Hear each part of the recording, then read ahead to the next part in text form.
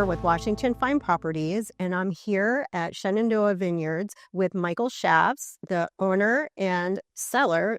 Shenandoah Vineyards is for sale, and we are here today to do a tasting of the wines that are grown here, and many of them have won awards with the Virginia's Governor's Cup.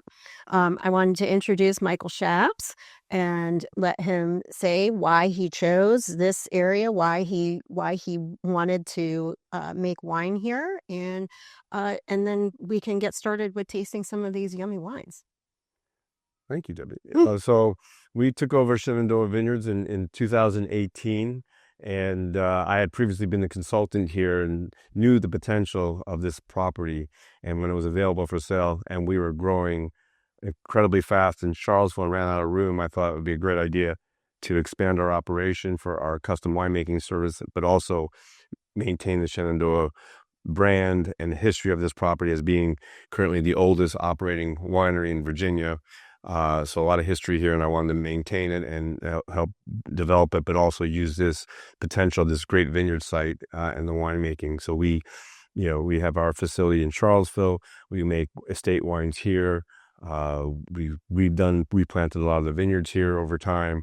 It's an ideal site for viticulture with our lighter soils, loamy limestone soils, drier climate.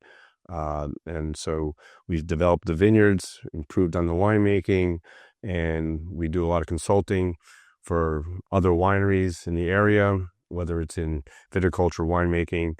We make wine at our Charlottesville for a lot of different wineries as well, offering lots of services, sparkling wine. So this was kind of a nice opportunity for us during the growth years to develop this property and also offer our services. And since then, we've expanded considerably in Charlottesville, purchased another winery in Charlottesville. So we are kind of grown quite a bit over the years and feel it's time to maybe pass the baton and, offer this property to somebody else. Yeah, I think this is a really amazing opportunity for somebody who wants to get into this business, because you don't have to know how to make wine yourself. If you can learn, Michael is available to stay as a consultant. We can discuss all sorts of services, including contract winemaking, vineyard management. And I think Michael can probably even tell you a little bit more about the types of services that he can provide to a new owner of this property. Yeah, we really full range of services. This is a turnkey winery, incredible vineyards. There's a waiting list for any excess grapes that we grow on this property because of the quality, all the gold medals we won. So anyone that came in here started off with an incredible quality of wine, reputation. We also, if we stay involved, our knowledge, expertise for helping anyone new to the industry learn how to make wine and create good quality wines, but also all the excess service we provide in Charlottesville as well, in terms of whether it's anywhere from sparkling wine making to lab services to viticultural services. We have it all covered in our full range of operations there. So we're really been working with many wineries throughout the state for years, and so our reputation, I think, is up there when people know that we can provide really good qualities. Well, yeah, I think people know the name Michael Shafts is associated with great winemaking. He's one of the best known winemakers in Virginia. So anyone that is fortunate enough to purchase this winery is just so lucky to have like this partnership available.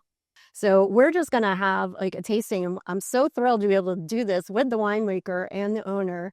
And I'm really excited to start off with our first wine. Great. Well, we'd like to highlight first our sparkling Riesling from our state Riesling grapes here, which are some of the oldest Riesling grapes in the state. We've also have a new planting that was planted in 2018. So we have a young block and an older block. And we make a still Riesling, but this is actually a method champenoise or method traditional style, true champagne style of winemaking, highlighting the incredible quality of Riesling that we have here in Shenandoah. Yeah, so, I have never had a sparkling Riesling, so I'm very excited to. Traditionally in Germany, it's very popular, but outside of Germany, there's not a lot of it available, and not a lot of people doing. Normally, it's Chardonnay, Pinot Noir. Yeah, but here with the Riesling, it's unique, aromatic, and really is a perfect grape variety for sparkling wine. Mm.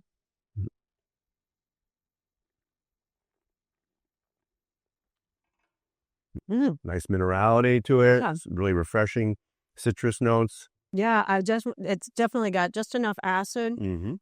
and it's got a little bit of tartness, like apple. Yeah. Am I Yeah, tasting very the good. right Yeah, Yeah. some nice apple, green apple, and it has, I think, a little bit of that nice on the nose, some real flintiness, minerality, a little bit of the lime note, and for me, it's classic Riesling aromas and flavors with the really refreshing style on the palate. Wow, what would you pair with that? Like a nice cheese? What? I agree with cheese. I would say more as an aperitif style with whether it's shellfish or obviously it'd be great with a starter wine with lighter fare, but ideally seafood would be great. But fried chicken wouldn't be bad either. Yeah, that Fried oysters, was fine. something fried is always great with sparkling. I mean, I was just thinking oysters would be Yeah. really good. That salty brininess with Right. this, it would be perfect. I love starting a meal with a nice sparkling. Oh, So good. that's great. Thanks.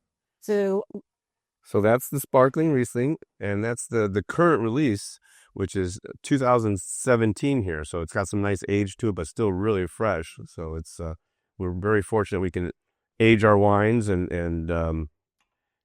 especially with sparkling wine, it really adds another dimension to it. So next we're going to go with the estate Pinot Gris. This is 2021 Pinot Gris. So when we took over the property, I decided in 2018 to plant Pinot Gris here at this site, where we're located in the Shenandoah Valley. It's a cooler site, much drier, less humidity than we have in other parts of the state, with much lighter soils, including limestone, loam soils.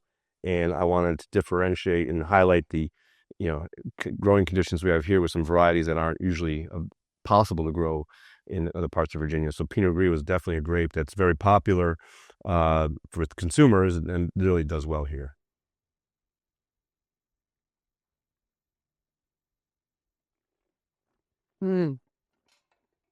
So that is really good. has nice acidity, but it has some texture, some nice feel to it. We aged this in older oak barrels on the heavy sediment on the lees, so it has a nice length to it and volume while still keeping some of that little kind of baking spice notes and some apple and pear as well, but still has a refreshing kind of crispness to the back of the palate. Yeah, I love the finish on this wine. Mm-hmm. I'm just having a little sip so that I can get the full experience of like the finish, because it is almost got like a creaminess to it that is really, really nice. I like it. That's from the aging on the lees, the sediment in the barrel, and giving some more volume to the palate.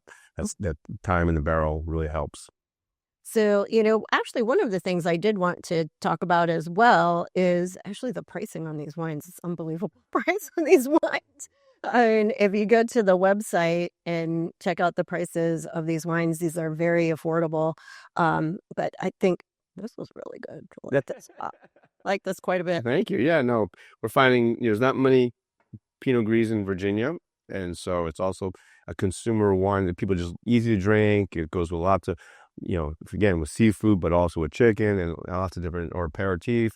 It's not a heavy wine, so it really is a variety here that is popular because it has many different combinations you can serve it with, and it's approachable, young. Yeah, and I think a lot of consumers already are familiar with like I guess the sister grape, the Pinot Grigio, the Italian. Well, just a different name for the same grape. So the Pinot Gris is the French version of. And we tried more of a French style where, the Italian, it could be done any which way, but we prefer barrel aging it a short period of time, where maybe some Pinot Grigio, more stainless steel, lighter, a little bit lighter. Bit, yeah, crisper. Mm-hmm. Yeah, I definitely taste the difference. I like how this goes down. Right. So, yeah. Well, it's a great spring, summertime wine to drink outside. And so, as we had the sparkling Riesling before, this is our traditional dry Riesling, and Shenandoah Vineyards has been famous for the Riesling here. Many gold medals in the Governor's Cup. And a little happy wine now. And it's literally jumping out of the bottle. Yeah, it's really especially. This is for me one of the highlights of this property. The old block that we have, but also when we took over, I was so excited about the quality of the Riesling that we got here. I decided to plant more with a younger block. We started in 2018, and the quality. This is one of our most consistent wines that we make in terms of the vintages, rain or shine. Always has that really more classic German expression that we find in terms of the minerality of it, the petrol, the little bit of the combination of the two with some citrus notes, some lime notes, and this is all stainless steel, no oak, more of a classic style Riesling that really is very expressive and has a lot of varietal character, which a lot of people drink this and are surprised that it's a Virginia Riesling. You can almost you could smell that minerality right off the bat. And I like the crispness of it. It's fresh. And for people, I know when I first heard the word Riesling, I associate it with sweet wine, but this is made dry style, which is a big difference. And it's really a delightful wine. Yeah, no, this is numerous years of winning gold medals from the Governor's Cup. Yep. And you can see why. Yep.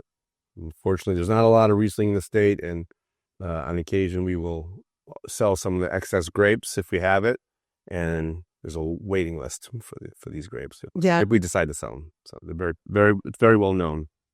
And anyone who's looking to purchase a winery, it's very uncommon to have this kind of quality already being produced here. So it's really a tremendous opportunity. Yeah. So Shenandoah is currently the oldest active winery in Virginia. Some of the older blocks here of vines date back to the early 80s. So we have some nice, including the Riesling and the Cabernet Sauvignon. So we have some really great vine age, which is hard to find here in Virginia. That's right. Yeah, because the wine industry here is kind of young overall. So. Relatively young, and most of the vineyards, the older vineyards, would have been planted in the 90s. But I mean, there's still some that were planted in the 80s and before that, but very few. And so this is one of the oldest vineyard sites in the state, currently active. So then this is fun and different. Again, when we took over here, I wanted to differentiate ourselves from a lot of the other wineries and have varieties that really would work well in at this site, this climate, and express. Still, we're here with the Lemberger, which is also known as Blaufränkisch for some other people, same grape. We decided to call it Lemberger. Is a varietal in the same family of Riesling, Pinot Gris, German, Alsatian, Austrian varietals that really do well in this cooler, drier climate. And for us, this has been a big surprise. I knew the style. I had a hunch it would work here, and I hadn't planted anywhere else before here. I just thought this would be a great variety for this site, and it's been So it was an experiment, really, and it worked out great. So the reason we have here Cabernet Sauvignon, Cabernet Franc, Petit Verdot, which are heavier tannic Bordeaux varieties. I wanted something more approachable, young, fruity, easier drinking that didn't need a lot of aging, and this is the perfect wine for that. So I'm trying to put words to what I get on the nose on this. I definitely smell like red fruit. Mm-hmm. Yeah, definitely some cherry notes for sure. I get a little more high profile acid notes, fruity notes, maybe more raspberry, cherry, that realm, but really has some nice spiciness to it, almost like baking spices a little bit, and combination of the fruit. But we're very gentle with the oak, so the oak is not a big part of this wine. We want to make sure the fruit comes through. It's aged in oak, but we try to keep the new oak down, so it's really more about the fruitiness and the accessibility of it. It's got, it's light like a Pinot Noir, but the depth of flavor is like more, and it doesn't have like that smokiness that like a Pinot Noir has. Well, it doesn't have the smokiness from the oak barrel. That's most of it comes from brand new oak, so we kind of make sure we don't impact the wine too much with oak. We want the fruitiness of a Pinot Noir, fruitiness of a young, even an Italian red grape that you might find like a Barbera or something like that, with that kind of weight that is really easy to drink. Well, yeah, because the tannins are not, really like in your face. It's very, very approachable. Yeah, So, yeah, exactly. but something on the nose, and this can be cut if I don't, if I'm saying this wrong, but it almost has like that smell that I smell like when I'm smelling a Cab Franc, All like right. that kind of like A little bit of a green, a citrusy. little herbaceousness, a little bit of herbal, or Maybe no? that's what I'm looking for there, but I don't know if For me, I'm gonna have to. I'm gonna pay attention to it in the next one. yeah. No, for me, it's really, I get a more a plum, almost like a baked plum, sweetness, like a plum tart kind of aroma to it. Mm. Yeah, and Yeah, it's light. very easy to drink. Great, great wine. Would it be incorrect to say it's somewhat like a Nebbiolo? Uh, Maybe a lighter style in some areas, but Nebbiolo can be much more tannic and structured. But there's different versions of it from different parts of Italy in terms of in Piedmont where the Nebbiolo is grown. But maybe some aromatic nuances, but it doesn't have the structure. Is like for me, like when I'm tasting a Nebbiolo, kind of like fools you when you first look at it because it's light Light, and looking, it has more where structure. even when you smell it, it doesn't feel, and then you taste it and you're like, wow. So that's similar to the experience I'm getting from it. Yeah, there's definitely, it's a lighter color red, but on the palate, there's a lot more to it than you would Yeah, expect. it's Deceiving. yeah, it's deceiving, but delightfully so. Right. Yeah, I like that a lot. Right. Yeah, no, so we, those are a couple of the Pinot Gris Riesling Lemberg unique to our property. Not much of it grown here in Virginia, which is great to have a little bit of some unique varieties. But then we get to, the Cab Franc, which is the main grape here in Virginia. It should be the state grape if it's not already. And it is unofficially. I mean, it's the workhorse grape. It does everything in Virginia. Very consistent, great quality. You can make it really approachable, young. You can make it more extracted, heavy for aging, or you can use it for blends. There's so much you can do with Cab Franc here in Virginia. It's really was important for me to decide to plant this when we took over. So you actually planted the Yeah. Cab Franc So the there. Cab Franc is one of the newer blocks that we planted. Just the soil here is great, and it's really interesting because this area here with the limestone, loamier, lighter soils, and the drier climate. I compare it to our Cabernet Franc that we have in Charlottesville, and this is very different here. It has more tannin, more structure, more depth, a heavier style. I think the vines really thrive here, and I've been stealing some of this Cab Franc every year to put into my blend in Charlottesville. That's how good it is.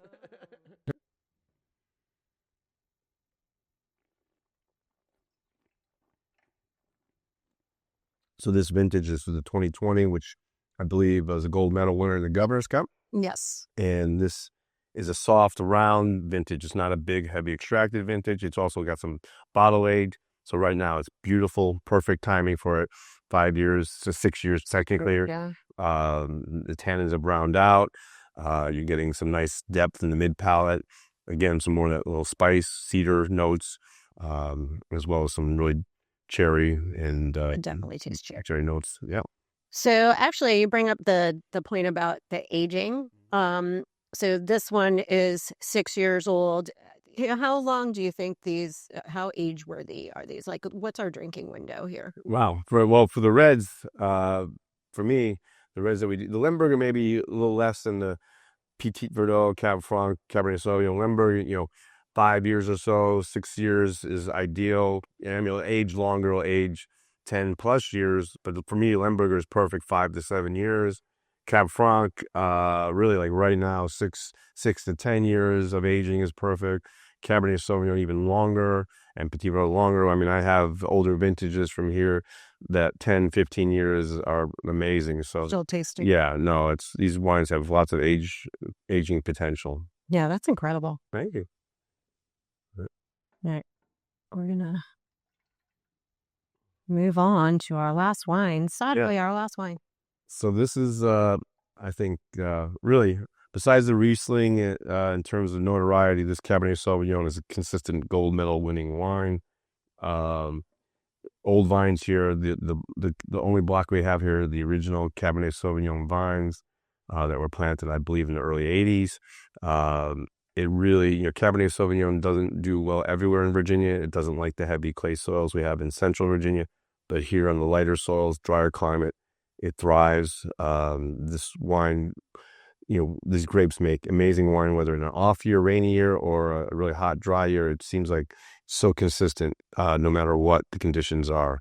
And just really makes, I think, some of the most unique Cabernet Sauvignon in Virginia. So what are the benefits of having an older vine? Well, as the vine ages, the yields will reduce, but the concentration and the quality of the fruit that we have is, always improving as the vine ages, and old vine, wines are highly sought after for the complexity and concentration. Yeah.